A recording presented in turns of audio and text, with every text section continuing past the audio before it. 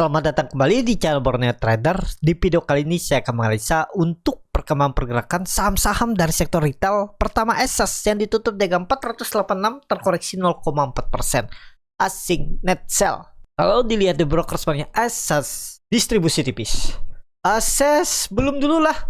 Tapi kalau nekat silahkan. Ini kan sudah terlihat nih.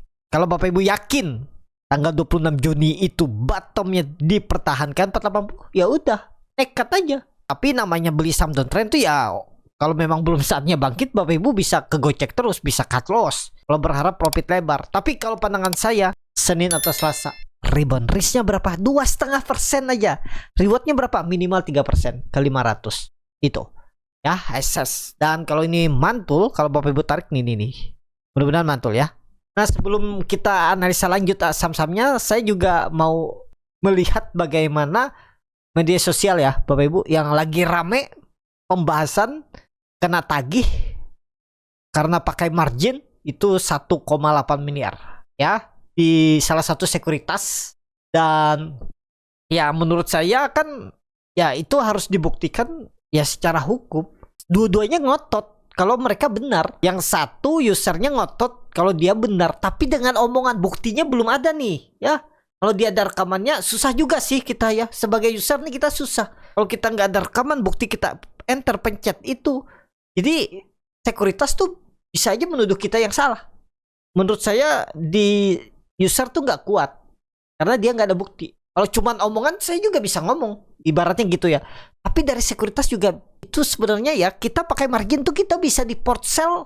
Berarti sekuritas tuh bisa eksekusi tanpa harus info. Tapi biasanya sih di info 2 hari 3 hari atau besok akan di port sell kalau tidak top up. Tapi kalau pas hari port sellnya Bapak Ibu belum port sell, belum jual sendiri ya, mereka jual. Mereka bisa login akun kita untuk jual saham yang kita punya.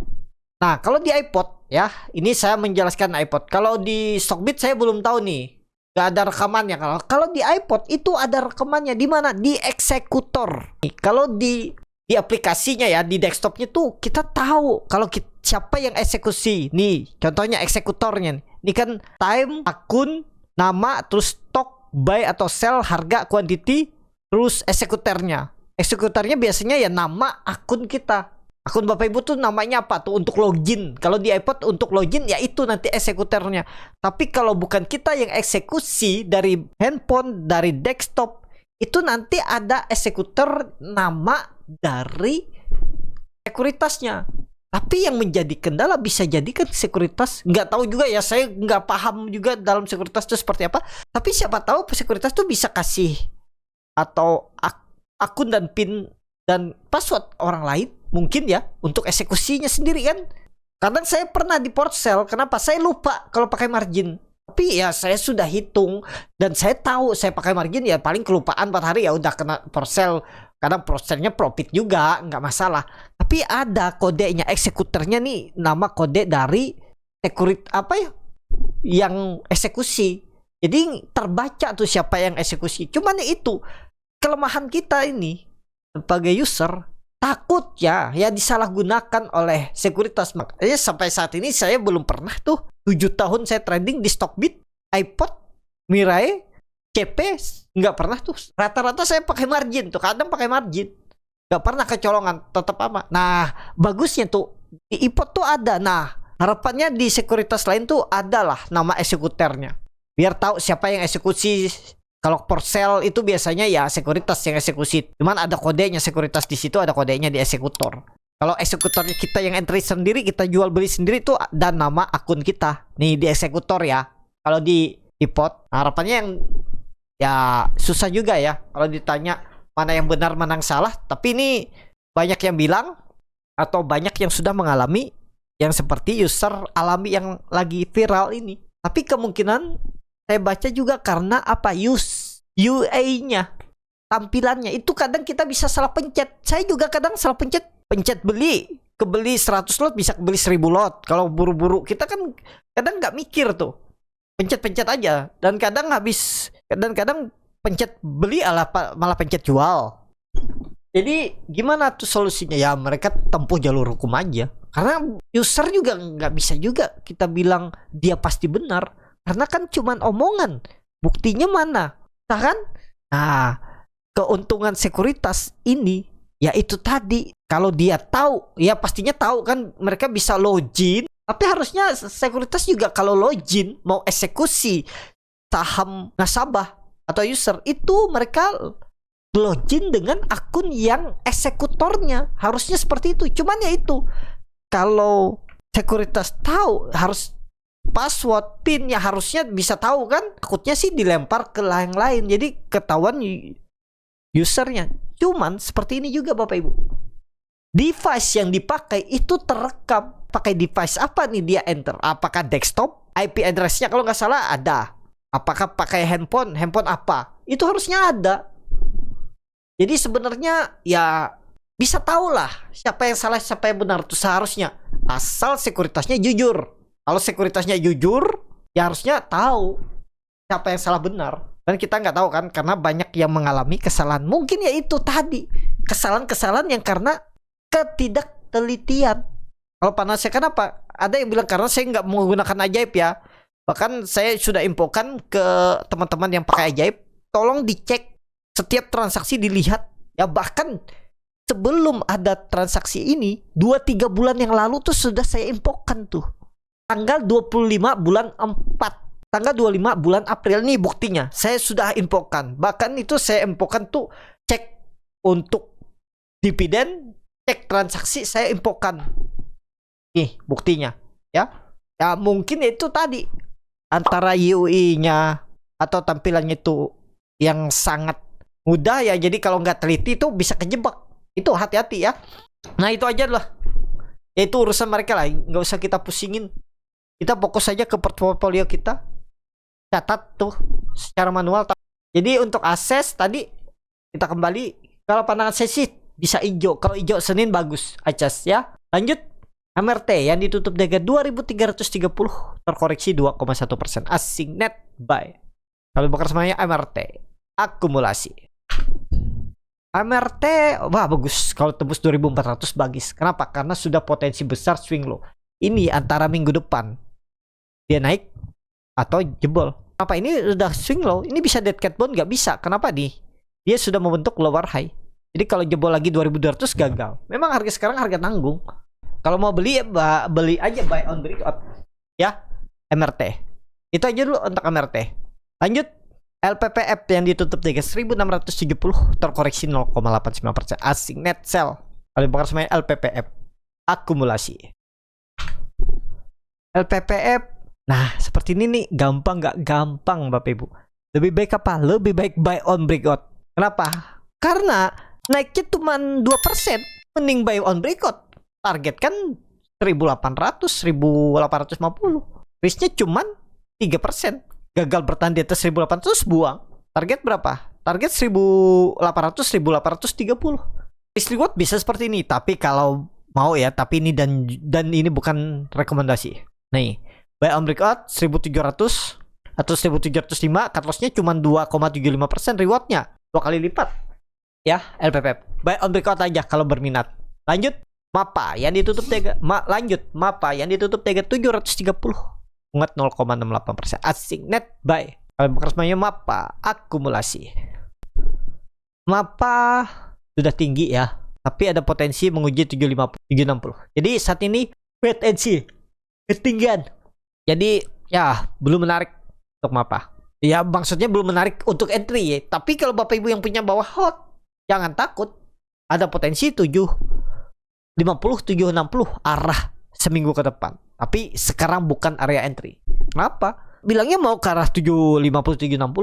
Iya, harapannya. Kalau nggak sesuai harapan gimana? Di mana Bapak Ibu mau stop loss atau mau hot nggak sahamnya? Itu ya. Jadi itu aja dulu untuk Mapa. Lanjut. MAPI yang ditutup di 1240 menguat 0,4%. Asing net buy. Ada bakar semuanya MAPI akumulasi. Tapi aman, yang penting gak jebol berapa? 1200. Kunci 1200 kalau sampai jebol gagal. Ini kan dia sudah bergerak range pendek nih sideways-nya. Sempat jebol tapi kemudian rebound. Nah, kalau dia tutup minggu depan di bawah 1200 ya gagal. Targetkan kemana? 1300 saja dulu. Ya, targetkan 1300 atau maksimal 1400. Itu risk reward bisa seperti ini. Tapi kembali lagi nih disclaimer ya, cut loss 4%, reward 12%, risk reward 1:3. Menarik kalau untuk MAPI daripada MAPA tadi. Nah, time frame weekly-nya juga bagus, candle-nya bagus, volume bagus. Ya, bisa reversal. Kalau memang ISG bullish mulai minggu depan ke atas 1400 arah MAPI.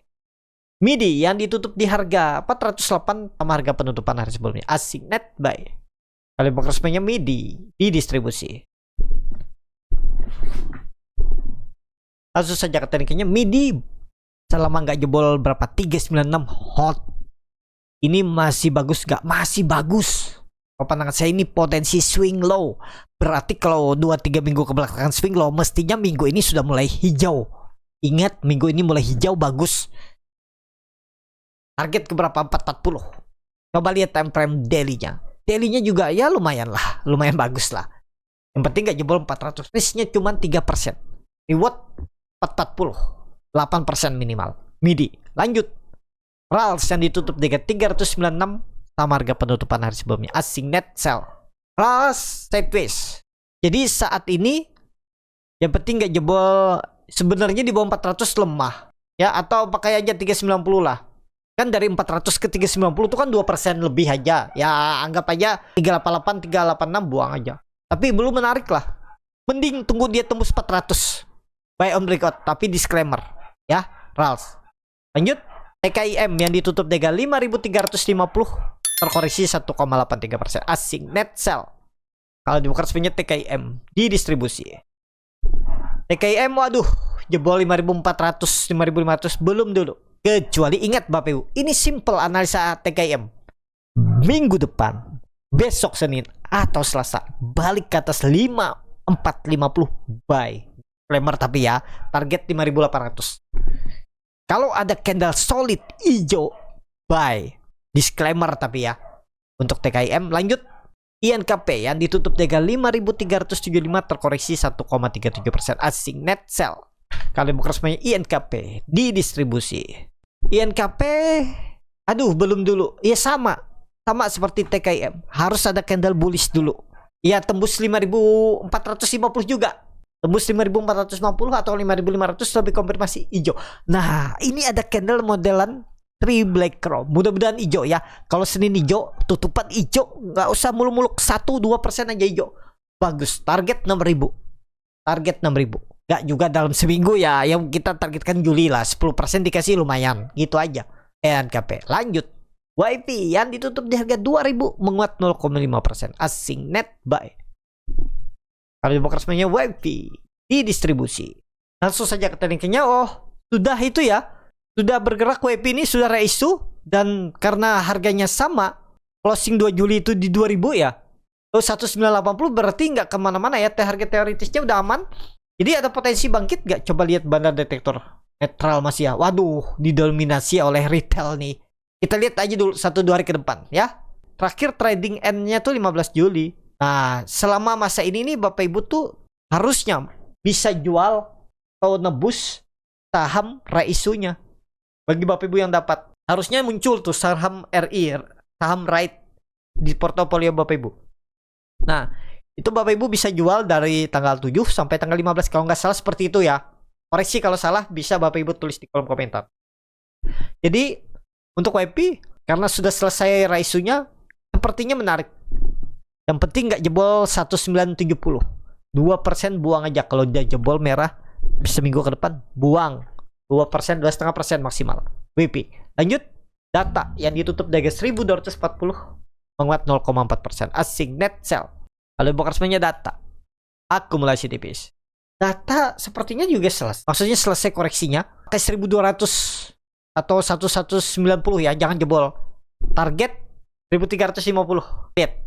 Minggu pokoknya hijau harusnya serius naik, bangkit dia satu candle hijau, mudah-mudahan data. Yang terakhir INET yang ditutup dengan 163 sama harga penutupan hari asing net sell. Kalau bukan resminya INET di distribusi. INET aduh belum dulu deh, saya juga 2 kali saya gagal di INET ya. 3 kali saya trading INET tuh 1 kali win, 2 kali loss ya, rugi dikit lah.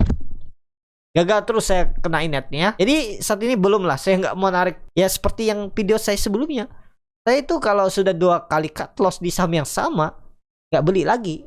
Mending saya cari saham yang lain, masih ada. Kalau yang saham volatilitas ya saya pilih, mungkin nanti bisa hadir. Jadi itu aja dulu untuk inet ya, belum menarik. Kali nanti tembus 130, kita lihat minggu ini. Kalau tembus 170 bisa pertimbangan tuh kalau mau beli. Kenapa? Karena dia mematahkan tren downtrendnya. Nah, harus balik dulu di atas 170. Ya, kita lihat seminggu ke depan. Untuk inet. Cukup sampai di sini video kali ini. Terima kasih untuk Bapak Ibu dan teman-teman yang sudah menonton video ini sampai selesai. Apabila channel Boneta bermanfaat, menjadi bahan pertimbangan Bapak Ibu dalam membeli, menyimpan, dan menjual sahamnya, bisa klik tombol subscribe dan nyalakan lonceng. Kritik, saran, ataupun pertanyaan bisa langsung tinggalkan di kolom komentar. Bagi Bapak Ibu dan teman-teman yang baru belajar trading, bingung memilih saham, bingung membuat trading plan, bisa join trading sama trader. Dipilihkan saham-sahamnya dan dibuatkan trading plannya beserta chartnya dan juga free konsultasi portfolio. Kalau tertarik, DM Instagram. Sampai ketemu, tetap semangat dan semoga bisa terus cuan.